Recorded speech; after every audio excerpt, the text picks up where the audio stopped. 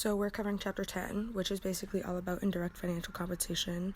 So what is that? It's basically employee benefits, paid time off, healthcare, life insurance, retirement plans, disability protection, employee services, premium and pay, things that are not included in your direct compensation. So what is legally required? Basically Social Security, unemployment compensation, and workers' compensation. As of September 2012, U.S. companies spend an average of $5,000 per employee annually to provide legally required benefits. So basically any job you get, you will have these benefits. So Social Security works by pooling mandatory contributions from workers into a large pot and then paying out benefits to those who are eligible for them. When you work, you pay into the system by having a portion of your earnings taxed and earmarked for Social Security. Both employers and employees contribute to the retirement system, and the amendments include disability insurance, survivors benefits, and Medicare. Almost 62 million people receive Social Security benefits today, and Social Security paid out more than $78 billion in benefits in a single month. Workers' compensation covers the expenses which result from a job-related accident or illness.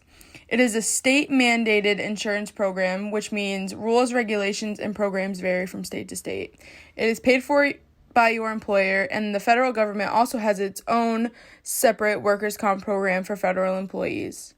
The amount of money you receive in many states is 66 2/3% of your wages at the date that you were injured at work. Vacations, sick pay, personal time, parental leave, holidays, and sabbaticals are all forms of paid time off offered to employees. Some benefits of a good part-time off policy is when you treat employees as adults who are entitled to use their part-time off at their own discretion without oversight. It gives them a sense of responsibility. It also assists with work coverage when employees can schedule time off in advance so others can pick up the work that they're about to miss. Employees value the flexibility that part-time off provides, such as using their time off only when they need it most. Some disadvantages would be employees need to understand the difference between using part-time off as vacation and coming to work when they're sick. So employees would rather come to work when they are sick so they don't use up their paid time off by the end of the year, which obviously isn't safe to others in the company. There is also a higher volume of requests for time off, which can conflict with other people's requests if they are all requesting the same time off, possibly using up their PTO by the end of the year. So if they use their time up by the end of the year and something happens, such as a family emergency, that has to come into consideration when getting that time off. Organizations offer a variety of employee services, which include benefits in a number of areas.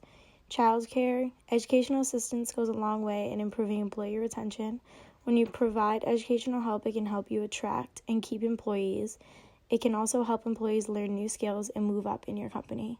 Food services, such as on-site cafeterias or other things like that, companies hope to gain from food services, increase productivity, less wasted time, employee morale, and in some instances, a healthy workforce. It also creates an environment where employees can sit down and get to know one another without the distractions of work. Scholarships for dependents help boost employee recruitment and retention. Relocation shows an investment in an employee if they're asked to relocate to a separate area, and their expenses will all be paid for. Domestic partner and same-sex marriage benefits. Offering benefits to employees is important because it shows them that you are not only invested in their health, but also their future. Allowing benefits can help differentiate one organization from another. Unemployment compensation and insurance. Unemployment insurance benefits are intended to provide temporary financial assistance to those workers who are unemployed and meet the requirements of state law. These requirements vary by each state. Unemployment benefits will usually pay eligible workers up to $450 per week. Benefits are generally paid by state governments, funded in large part by state and federal payroll taxes paid by employers. It provides workers whose jobs have been terminated through no fault of their own monetary payments for up to 6 weeks or until they. Workplace flexibility. Work-life balance programs focus on solving any personal issues that can detract from an employee's work. For employers, creating a balanced work-life environment can be a key strategic factor in attracting and retaining the most talented employees. Flex time. The practice of permitting employees to choose their own working hours within certain limitations. Typically, these employees work the same number of hours per day as they would on a standard schedule.